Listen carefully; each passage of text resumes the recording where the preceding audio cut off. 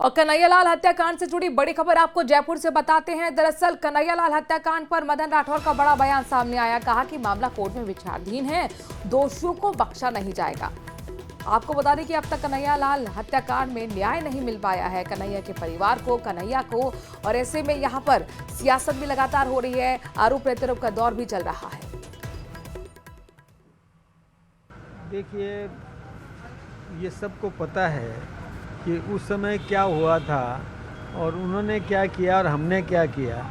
रही बात अभी जो कोर्ट न्यायालय में जो विचाराधीन मामला होता है, उस न्यायालय में हमारी तरफ से जो कुछ भी पैरवी की जानी चाहिए, हमारे एजी या जहाँ डबल एजी वो सब अपनी तरह से कर रहे हैं। निश्चित रूप से उन सबको दंडित किया जाएगा, किसी को बख्शा नहीं जाएगा, न्याय होगा, काम होगा। सरकार बदल गई लेकिन अब तक न्याय की यहाँ पर लगातार दरकार है। बहरहाल खबरों में आगे बढ़ते हैं। अलवर से ब्रेकिंग न्यूज आपको बताते हैं। लकड़ी की फैक्ट्री में भीषण आग लग गई है। एक्सपोर्ट पैलेट और बॉक्स बनाने वाली फैक्ट्री में आग लगी। पूरा प्लेटफॉर्म जलकर राख हो गया है। करीब 8 दमकल गाड़ियों ने आग पर काबू पाया है। फैक्ट्री में करीब 2 से 2.5 करोड़ के नुकसान की आशंका जताई जा रही है। मैनेजर के मुताबिक करीब 2 प्लांट जलकर राख हो चुके हैं और शुरुआती तौर पर जानकारी मिल रही कि हो सकता है शॉर्ट सर्किट की वजह से आग लगी हो। ये तस्वीरें भी आपके सामने, जहां पर देखिए किस तरीके से धुंध कर जलती हुई पूरी फैक्ट्री।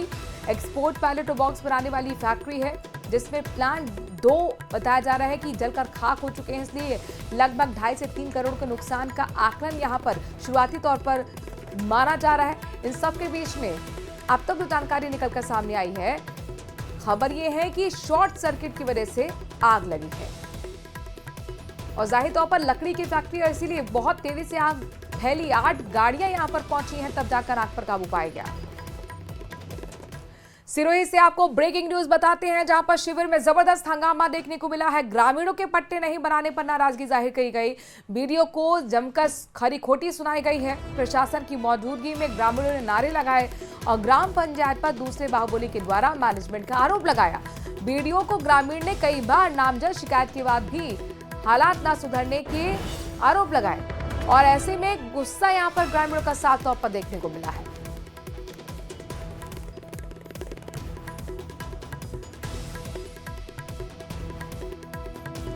और जोधपुर में इस वक्त कांग्रेस की संविधान बचाओ रैली चल रही है। आपको सीधे वहीं लिए चलते हैं। पूर्व मुख्यमंत्री गहलोत बोल रहे हैं। तो लोग विश्वास होगा कि प्रधानमंत्री खुद आ गए हैं, हमसे बातचीत करते हैं। हो सकता है उनमें शांति आ जाए। 2 वर्ग लड़ रहे हैं वहां पे समुदाय, 2 समुदाय, व्यक्ति और एक वो समुदाय आप लड़ रहे हैं और भयंकर खून खराब हो रहा है। मुख्यमंत्री हाथ खड़े कर दिए। जब पत्रकार ने फोन किया था उन्हें तो रेप हो रहे हैं, 10 पता नहीं बता 10 रेप हो गए। लेडी को नंगा करके घुमाया शहर के अंदर। वो तुम 10 की बात करते हो। मुझे पता 1000 रेप हो चुके हैं मेरे स्टेट के अंदर। 1000 का या 100 का मुझे याद नहीं। मुख्यमंत्री जवाब दे रहा है उसको, मुझे मालूम हो रहा है मैं कुछ नहीं कर पा रहा। उनको हटाने में 1.5 साल लगा दिए बीजेपी ने। तो कहने का मतलब ये है कि ये राज चल रहा है क्या, जिस प्रकार से ये हालात बना रखे हैं राजस्थान के और देश के, वो आपके सामने है। और इसीलिए चिंता कर रहे राहुल गांधी, छापे डालते हैं मीडिया पर। आज मीडिया जो आपको दिखाता है, इसका नाम हो गया गोदी मीडिया। इनमें तो जो खड़े होंगे पता नहीं गोदी मीडिया वाले भी हमारे लोग भी गोदी मीडिया कह रहे हैं और वो गोदी मीडिया है।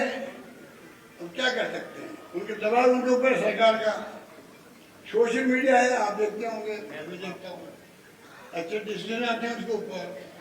अच्छे साहित्यकार है, पत्रकार है, लेखक वो बोलते हैं देश में क्या हो रहा है, दुनिया में क्या हो रहा है, इराक ईरान में क्या हो रहा है, सब कुछ आपको मिलेगा। अभी प्रदेश की तेरी खबरें मिलेगी। क्रेडिबिलिटी अगर मोदी मीडिया है तो हमें को अच्छा नहीं लगता है शब्द काम लिया। हम चाहते हैं निष्पक्ष वो भी हो, दबंग हो, मुकाबला करे सरकार का। गलत अगर विपक्ष है तो विपक्ष के खिलाफ बात करे, जो गलत करता है उसके खिलाफ बोलो। ये आपका सामान्य श्रोकार होता है, आपकी ड्यूटी होती है मीडिया की। मीडिया की ड्यूटी नहीं होती कि आप दबाव में काम करो, विपक्ष को दिखाओ ही नहीं। ये स्थिति हो रही है तो लोकतंत्र कैसे काम रहेगा? मैं जो लोकतंत्र की बात करता हूँ संविधान के साथ करता हूँ। संविधान है तो लोकतंत्र है। तो जो हालात कर रखे हैं इसको हमको समझना पड़ेगा। खबरों में आगे बढ़ते हैं। मुख्यमंत्री भजनलाल शर्मा आज 29वां राज्य स्तरीय भामाशाह सम्मान समारोह में शामिल होने के लिए पहुंचे। कार्यक्रम का आयोजन जवाहर नगर माहेश्वरी स्कूल में हुआ। कार्यक्रम को संबोधित करते हुए मुख्यमंत्री ने अशोक गहलोत पर इशारा भी साधा। कहा कि जादूगरी और मेहनत से काम करने में बहुत बड़ा अंतर होता है। 5 साल बनाम 1.5 साल को सुनने में विपक्ष को दिक्कत है। शिक्षा विभूषण मंजरी फाउंडेशन से श्री संजय कुमार जी, आप सभी मंच पर आमंत्रित। क्योंकि जब मैं ये बात कहता हूं कि 5 साल बनाम 1.5 साल, तो कई हमारे विपक्षी नेताओं को सुनने में बड़ा दिक्कत होती है। मैं उनसे कहना चाहता हूं, सुनने में दिक्कत नहीं होनी चाहिए, क्योंकि हाथ की सफाई, जादूगरी और मेहनत और ईमानदारी में बहुत बड़ा अंतर है, बहुत बड़ा अंतर है।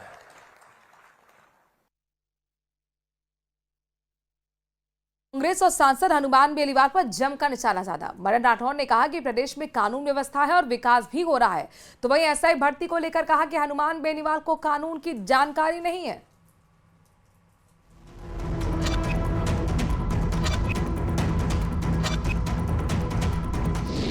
कांग्रेस और आरएलपी ने सरकार के खिलाफ खोला मोर्चा। कानून व्यवस्था, एसआई भर्ती मामले को लेकर किया हमला। बीजेपी ने दिया विपक्ष को करारा जवाब।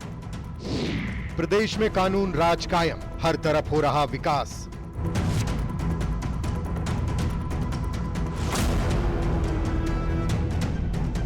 एसीबी के अधिकारी जो है उसको एसीबी पकड़ रही है, तो आप समझ सकते हैं कि कुएं में भांग घुल चुकी है। और कितने लोग ऐसे हैं जिन पे केस दर्ज हो चुका है, लेकिन उनको अभियोजन स्वीकृति है सरकार नहीं दे रही है, अपने चहेते लोगों को बचाने का काम कर रही है। कानून व्यवस्था नाम की कोई चीज नहीं है।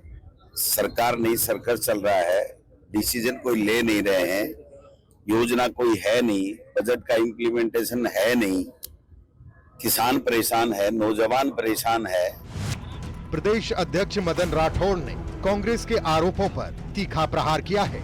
मदन राठौड़ ने कानून व्यवस्था के सवाल पर कहा कि प्रदेश में पूरी तरह कानून राज कायम है, प्रदेश का विकास हो रहा है। बीजेपी का कहना है कि पानी के क्षेत्र में हम आत्मनिर्भर हैं और जल्द ही हम बिजली दूसरे राज्यों को बेचने लगेंगे। कानून व्यवस्था का पूरी तरह से पालन किया जा रहा है, विकास हो रहा है। पानी के मामले में, बिजली के मामले में, सभी मामले में हम आत्मनिर्भर है। कांग्रेस के समय में बिजली मिलती थी, नहीं मिलती थी, अभी बिजली भी पूरी मिल रही है और भी बिजली अच्छी मिलेगी जब सोलर पैनल्स घर पर लगेंगे। हमें सब्सिडी देने का बिजली पैदा होगी, हम बिजली बेचने की स्थिति में। पानी में ERCP की योजना स्वीकृत हो गई।